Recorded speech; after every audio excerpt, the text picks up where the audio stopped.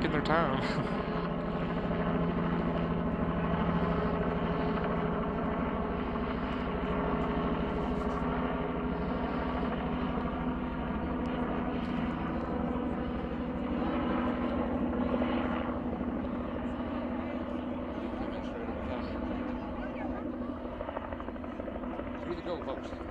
Oh.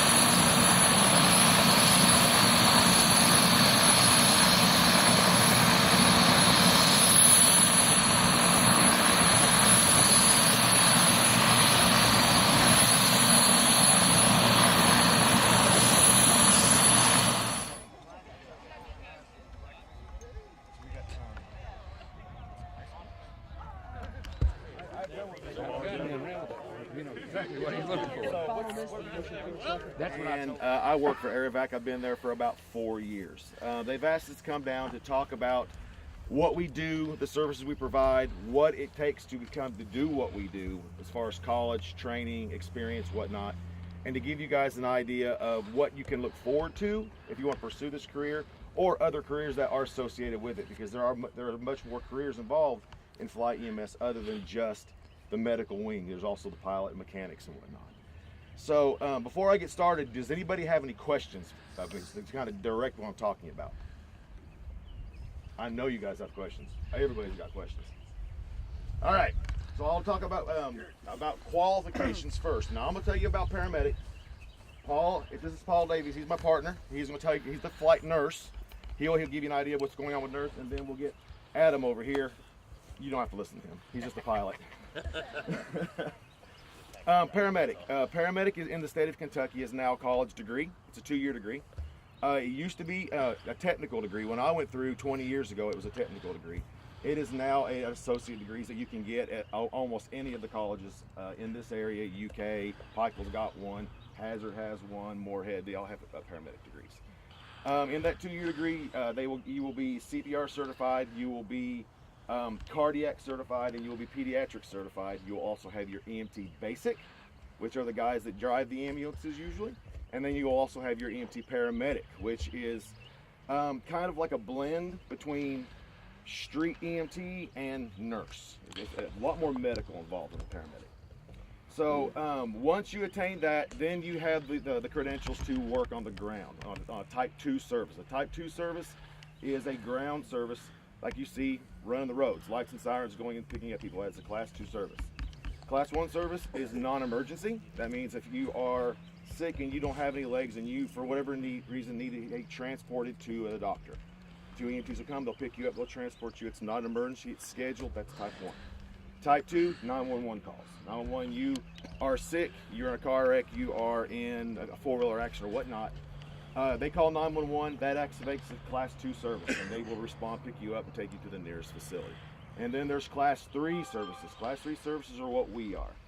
Class 3 services require a nurse and a paramedic in the state of Kentucky. Other states have different credentials. Some fly doctors, some fly 2 nurses, some fly 2 paramedics. But in the state of Kentucky, it's 1 paramedic and 1 nurse. Once you start working, every flight service in the industry, and there's 3 big ones. There's us, there's PHI, and then there's Air Methods. All 3 of these have pretty much the same minimum requirements. You have to have 3 years experience in a high volume system and have so many procedures under your belt before you can even apply. 3 years is the on paper minimum. Don't even try without 5. It's really tough to get it without 5. I only know 1 person that got hired with less than 5, and she was just extraordinary. Once you get that and you get hired, then you go through an orientation process. The orientation process takes about 6 months, and it is the most intensive training you've ever been through. You guys think you go through school now? You guys can't touch what I've got to do on a yearly basis. We only average about 1 flight a day, but we spend 3 times that much time training. We train every single day. If there's new medical things coming down the pipe, we're the first ones to get it and try it out. Paul and I every day do some sort of training or some sort of classroom on the internet, or we're teaching something or other. We spend our lives in school, and that's going to be the way until we retire. So as far as paramedics, is there anything else that we'd like to know about what I do? What I do in the aircraft or anything like that? Just don't care. You have something there, girl. What about you? They can ask their questions to Paul. Paul's the nurse. Okay. I'm the looks, he's the brains. I'm actually the looks and the brains. So my name is Paul Davies. I'm the flight nurse at 118. I've been there for 3 years. Before 118, I was in Alaska flying on a fixed wing aircraft up in Alaska. So like George said, for paramedics, you have to have an associate's degree. It's associate's degree. Same with nurses, you have to have an associate's degree as well, or a bachelor's. But typically the lowest level is an associate's degree, which typically takes about 2 to 3 years to get. Once you've got that, you have to work in a busy ER or a busy emergency room somewhere for at least 3 years to get the experience. And then you can apply for a job on a flight system. The minimum is 3 years. They like to get 5 years. They also like you as a nurse to be an EMT if possible, because then that will give you some of the pre-hospital experience with it. And then you've got a whole bunch of abbreviation classes that we call ACLS, PALS, Basic Life Support, and a whole bunch of stuff. So typically it'll take you about 5 years by the time you get all that experience together before you can fly. I think George spoke about there's always a flight nurse and a flight paramedic on the aircraft, no matter what, where we fly in the United States. Some places with PHI, which is another company that flies, they have paramedic, but with Air Evac we fly flight nurse and flight paramedic all the time. Anybody want to be a flight nurse when they graduate school? Nobody wants to be a flight nurse. Why not? You get good money for what we do. Excellent money, actually. You guys want to look at the aircraft at all? sit on the aircraft? Yeah. Come on over. Don't be shy. All the mechanical guys over there like, heck yeah, I want to see it. Don't worry about me, Paul. I'll do my part tomorrow. Yeah, we don't want that.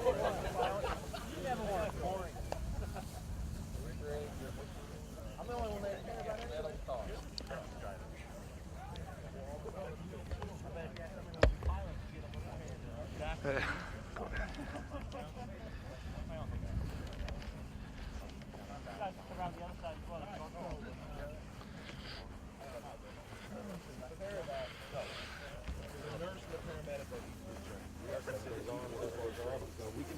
We can both do everything that needs to be done in the aircraft. Traditionally, the paramedic sits on this side and the nurse sits on that side, mainly because the patient is on this side, and generally the paramedic has more experience with the hands-on procedures because we've been doing it in the ambulance more. Generally, the nurse has more experience with the medical equipment, the monitors and the IV pumps and all the things. Generally, they have more experience there. So as a general rule, they will sit and they will deal with all the stuff on that side. Paul and I, we switch on a regular basis. We can both do both sides. We're both equally trained, but our comfort zone is paramedic on the side. Now, we can take up to 400 what I do. So we switch places quite often, so then he can learn everything about the monitor, the drugs, etc. Everything we carry here, they have it in an ER and an ICU. We've got the ventilators, all the medications, the drips, the cardiac monitor. So anything they can do in an ER or an ICU, we can actually do in the aircraft. The bag that we've got is a bag that's on the bed with a stretcher with a patient around. That will come off when a patient's on it and go down on the floor. And inside that we've got a bunch of trauma dressings, medications, narcotic drugs, so we can put airways in people, cut their throat if they need it. It's called a surgical airway. If they need it, and we can do all of that from just sitting here on the aircraft. Obviously, it looks like there's a whole lot of room, but you can put 2 people inside it and take the bags off. Now you shut the doors. You've got a very confined space to work in. So, unlike on a paramedic on an ambulance, you've got a little bit more room. You can stand up and walk around. Here, there's no walking around. There's no room to walk around. So, the most you can move is move forward on your chair, or sort of lean forward itself. You guys want to get inside? Sit down, see what it's like inside there? Feel free. You're not going to break anything? So you imagine yourself now, and you would have your harness on, and then that green bag would be down here. So all this leg room, you think you can. This is our bag. We have just upgraded to a thing called a video arrangement. Have you guys been watching ER or Grey's Anatomy?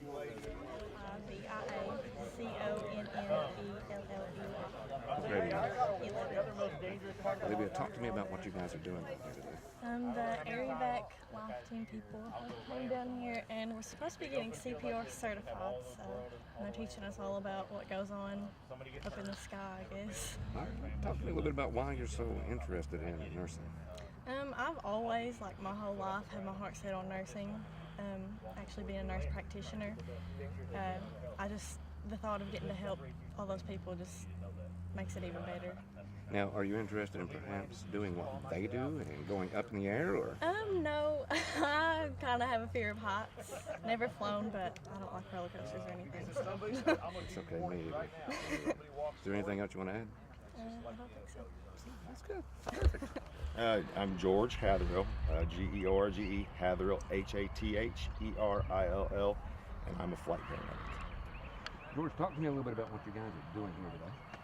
Well, we live in a very unique part of the world is that there's no fast way in or out of this area.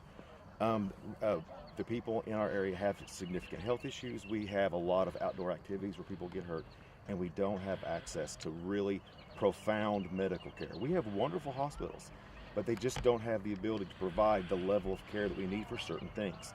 So for us in this industry, we provide the citizens of this community, which is my community, access to the bigger hospitals in Lexington, Pikeville, and Huntington. All right. And today you guys are down here talking to some nursing students from the Tech Center who may be interested in this particular field. Yeah, it's always a pleasure to talk to kids that are driven or want to make something of themselves. And any kind of guidance that they can get I mean, I would have loved to have guidance when I was a kid like that, and because of the influence that I had from my guidance counselors and whatnot, steering me in the right direction, I gained a career that I find very rewarding. So we try to do at least once or twice a week, get out, talk to the kids, talk to the community in general, to try to let them know that there are good, fulfilling careers out here where they can make a difference in their community. What are some of the most frequently asked questions about the students? By the students? Well, probably the most common one is, how fast can you fly?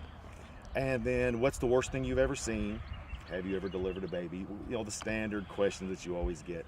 A lot of times you'll get those ones that they know they want to be a flight nurse, or they know they want to be a flight paramedic, and then they'll ask questions about, what should I practice? What should I get good at? What classes should I take? What do I need to be good at to be able to do your job? And you always find those few that give those really good, thought-provoking questions, but most of them are, you know, what's the bloodiest thing you've ever seen? Or, you know, I mean, have you ever saved a life? We had one kid ask, can you fly in the rain? I mean, we get all kinds of interesting questions. Is there anything you'd like to add, George? Yeah, I love my job. I work for a great company, and it's very nice to be able to be an active part of the community, the one that I grew up in, and I can be a part of my neighbors. I am there on the worst day of their life. They know me, and they say, you know what, I know that I'm going to be safe because he's been here forever and he knows what to do. Thanks, sir. Appreciate it. Oh,